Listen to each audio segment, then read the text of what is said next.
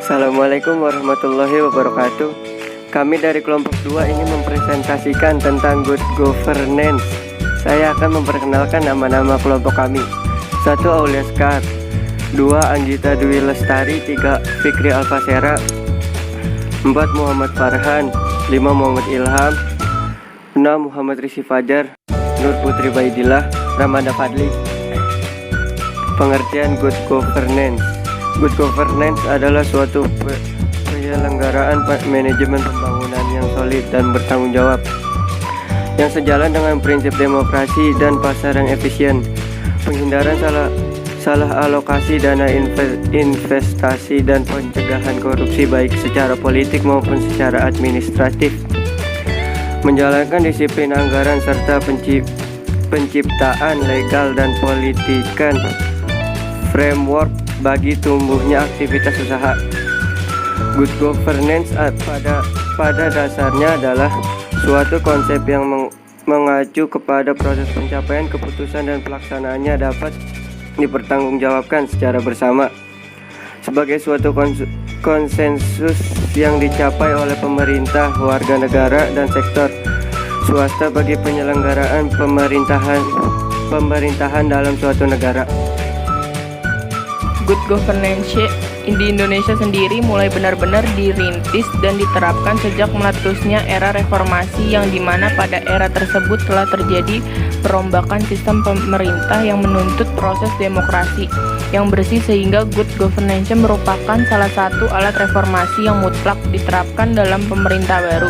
Akan tetapi, jika dilihat dari perkembangan reformasi yang sudah berjalan selama 15 tahun ini, penerapan good governance di Indonesia belum dapat dikatakan berhasil sepenuhnya sesuai dengan cita-cita reformasi sebelumnya. Masih banyak ditemukan kecurangan dan kebocoran dalam pengelolaan anggaran dan akuntansi yang merupakan dua produk utama good governance. Prinsip good governance. Kunci utama memahami good governance adalah pemahaman atas prinsip-prinsip di dalamnya. Berdasarkan dari prinsip-prinsip ini akan didapatkan tolak ukur kinerja suatu pemerintahan. Baik buruknya pemerintahan bisa dinilai bila ia telah bersinggungan dengan semua unsur prinsip-prinsip good governance. Menyadari pentingnya masalah ini, prinsip-prinsip good governance diurai satu persatu sebagaimana tertera di bawah ini. Partisipasi masyarakat atau participation. Semua warga masyarakat mempunyai suara dalam pengambilan keputusan, baik secara langsung maupun melalui lembaga-lembaga perwakilan sah yang mewakili kepentingan mereka. Partisipasi menyeluruh tersebut dibangun berdasarkan kebebasan berkumpul dan mengungkapkan pendapat, serta kapasitas untuk berpartisipasi secara konstruktif. Partisipasi bermaksud untuk menjamin agar setiap kebijakan yang diambil mencerminkan aspirasi masyarakat. Tegaknya supremasi hukum atau rule of law, partisipasi masyarakat dalam proses politik dan perumusan kebijakan publik memerlukan sistem dan aturan-aturan hukum. Sehubungan dengan itu, dalam proses mewujudkan cita good governance harus diimbangi dengan komitmen untuk menegakkan rule of law dengan karakter antara lain sebagai berikut.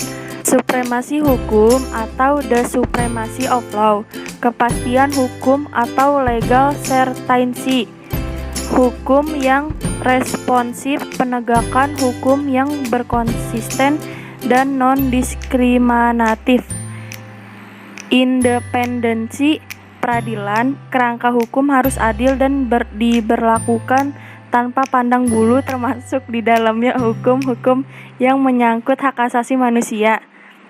Transparansi atau transparensi. Transparansi adalah keterbukaan atas semua tindak dan kebijakan yang diambil oleh pemerintah. Prinsip transparansi menciptakan kepercayaan timbal balik antara pemerintah dan masyarakat melalui penyediaan informasi dan menjamin kemudahan di dalam memperoleh informasi yang akurat dan memadai. Peduli pada stakeholder atau dunia usaha. Lembaga-lembaga dan seluruh proses pemerintahan harus berusaha melayani semua pihak yang berkepentingan dalam konteks praktek lapangan dunia usaha. Pihak koperasi mempunyai tanggung jawab moral untuk mendukung bagaimana good governance dapat berjalan dengan baik. Masing-masing lembaganya pelaksanaan good governance secara benar dan konsisten bagi dunia usaha adalah perwujudan dari pelaksanaan etika bisnis yang seharusnya dimiliki oleh setiap lembaga korporasi yang ada di dunia, berorientasi pada konsensus atau konsensus, menyatakan bahwa keputusan apapun harus dilakukan melalui proses musyawarah melalui konsensus. Model pengambilan keputusan tersebut selain dapat memuaskan semua pihak atau sebagian besar pihak, juga akan menjadi keputusan yang mengikat dan milik bersama, sehingga ia akan mempunyai kekuatan memaksa atau coercive power bagi semua komponen yang terlibat untuk melaksanakan keputusan tersebut. Kesetaraan yakni kesamaan dalam perlakuan dan pelayanan. Semua warga masyarakat mempunyai kesempatan memperbaiki atau mempertahankan kesejahteraan mereka. Prinsip kesetaraan menciptakan kepercayaan timbal balik antara pemerintah dan masyarakat melalui penyediaan informasi dan menjamin kemudahan di dalam memperoleh informasi yang akurat dan memadai. Informasi adalah suatu kebutuhan penting masyarakat untuk berpartisipasi dalam pengelolaan daerah. Penerapan good governance di Indonesia. Good governance di Indonesia sendiri mulai benar-benar dirintis dan diterapkan sejak meletusnya era reformasi, yang dimana pada era tersebut telah terjadi perombakan sistem pemerintahan yang menurut proses demokrasi yang bersih, sehingga good governance merupakan salah satu alat reformasi yang mutlak diterapkan dalam pemerintah baru. Akan tetapi jika dilihat dari perkembangan reformasi yang sudah berjalan selama 12 tahun ini, penerapan good governance di Indonesia belum dapat dikatakan berhasil sepenuhnya sesuai dengan cita-cita reformasi sebelumnya.